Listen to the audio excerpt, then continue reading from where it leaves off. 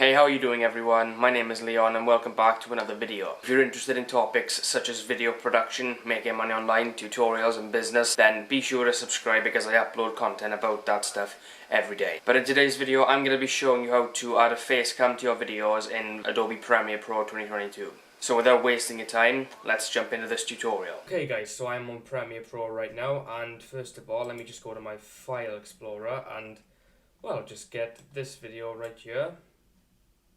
This is the video I'm going to be using for this. Obviously what we're going to do now is insert the video onto the timeline.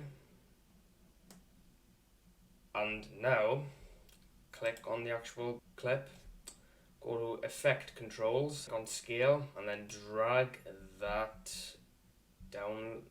Yeah, drag it down. And, well, essentially, that's basically how you do it. Alright everyone, so that's the tutorial done and dusted. I hope it provided value to you. If it did, please consider subscribing for more. Leave a like and share to boost the video on YouTube's algorithm. And if you have any questions or anything I could improve on, then, well, leave me a comment down below and I'll make sure to respond. Thank you for watching and I shall see you in my next video. Take care everyone.